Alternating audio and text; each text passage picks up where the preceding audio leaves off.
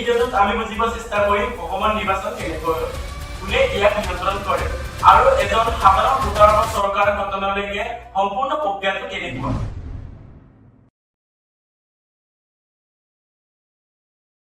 ভাৰতীয় গণতন্ত্ৰৰ এক গুৰুত্বপূৰ্ণ অংগ হৈছে নিৰ্বাচন।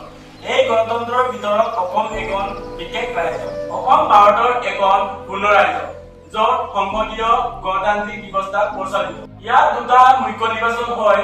প্ৰথমটো হৈছে বিধানসভা নিৰ্বাচন, দ্বিতীয়টো হৈছে লোকসভা নিৰ্বাচন। অসমৰ বিধানসভাত আছে 126খন আসন আৰু লোকসভাত 14জন সাংসদ প্ৰেৰণ কৰে। প্ৰতিটো নিৰ্বাচন ভাৰতৰ সংবিধান আৰু নিৰ্বাচন আয়োগৰ নিয়ম অনুসৰি অনুষ্ঠিত হয়। অসমৰ সকলো নিৰ্বাচন ভাৰতীয় নিৰ্বাচন আয়োগ ইলেকশ্যন কমিশ্যন অফ ইণ্ডিয়াৰ দ্বাৰা পৰিচালিত।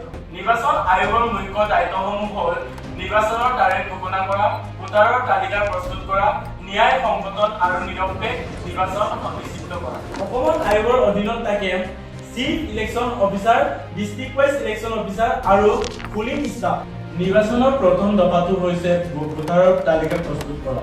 18 বছৰ পূৰ্ণ হোৱা প্ৰতিজন ভাৰতীয় নাগৰিকে ভোটাৰ হিচাপে নাম অন্তৰ্ভুক্ত কৰা অধিকাৰ পায়। ভোটাৰ তালিকাৰ আপডেটৰ সময়ত নতুন ভোটাৰ নাম যোগ কৰা হয়। মৃত বা স্থানান্তৰিত ভোটাৰৰ নাম বাতিল কৰা হয়। এই তালিকাত নিৰ্বাচন কৰে কোনে ভোট দিব পাৰিব আৰু কোনে নোৱাৰে। অসমত বিভিন্ন নিৰ্বাচনৰ সমষ্টি ভাগ কৰা হৈছে। বিধানসভা নিৰ্বাচনৰ বাবে 126খন সমষ্টি আৰু লোকসভা নিৰ্বাচনৰ বাবে 14খন সমষ্টি।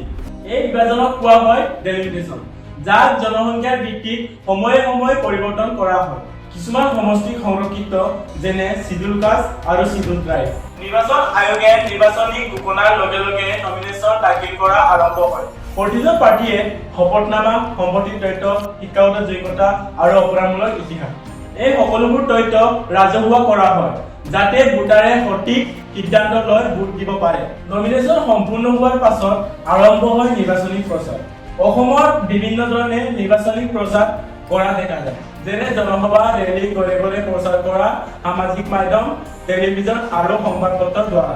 নিৰ্বাচনী আচৰণৰ বিধি অনুসৰি চৰকাৰী সম্পদ ব্যৱহাৰ কৰা নিষেধ। ধৰ্ম বা জাতিক নাম লৈ ভোট বিচৰা নিষেধ। এই বিধি উলংঘন কৰিলে আইনমতে ব্যৱস্থা লোৱা হয়। এই বিধিৰ উদ্দেশ্য হৈছে নিৰ্বাচনৰ সুষম আৰু ন্যায় সংগত কৰা, শাসক দলক অতিৰিক্ত সুবিধা নাপাবলৈ বাধা দিয়া। নিৰ্বাচনৰ আটাইতকৈ গুৰুত্বপূৰ্ণ দিন হৈছে ভোট গ্ৰহণৰ দিন।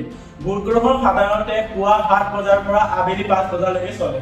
অসমত ব্যৱহাৰ কৰা হয় EVM আৰু VVPAT, যিয়ে ভোটাৰৰ ভোট নিশ্চিত কৰে। ভোট দিবলৈ ভোটাৰে ভোটাৰ ID বা স্বীকৃত পৰিচয় পত্ৰ আৰু আঙুলিৰ কালি লগোৱা হয় যাতে দুবাৰ ভোট দিব নোৱাৰে। অসমৰ কিছুমান অঞ্চলত নিৰ্বাচন সংবেদনশীল হোৱাৰ বাবে কেন্দ্ৰীয় সুৰক্ষা বাহিনী নিয়োগ কৰা হয়। ৱেবকাষ্টিং ব্যৱস্থা থাকে, মাইক্ৰ অবজাৰ্ভাৰ নিয়োগ হয়।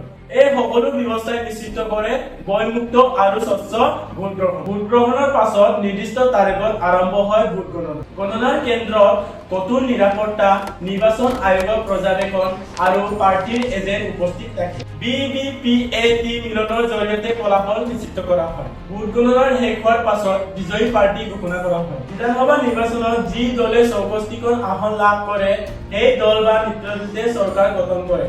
মুখ্যমন্ত্ৰীয়ে শপত গ্ৰহণ কৰাৰ লগে লগে নতুন চৰকাৰ যাত্ৰা আৰম্ভ হয়। গণতন্ত্ৰৰ আটাইতকৈ শক্তিশালী ব্যক্তি হৈছে ভোটাৰ। এটা ভোটত চৰকাৰ গঠন কৰিব পাৰে আৰু নীতি পৰিৱৰ্তন আনিব পাৰে, সমাজৰ ভৱিষ্যত নিৰ্ধাৰণ কৰিব পাৰে। সেয়েহে সচেতন ভোটদান এটা অধিকাৰ নহয়, ই এটা দায়িত্ব। সচেতন ভোটাৰে গঢ়ে শক্তিশালী অসম, সঠিক নিৰ্বাচনে গঢ়ে উন্নত ভৱিষ্যত।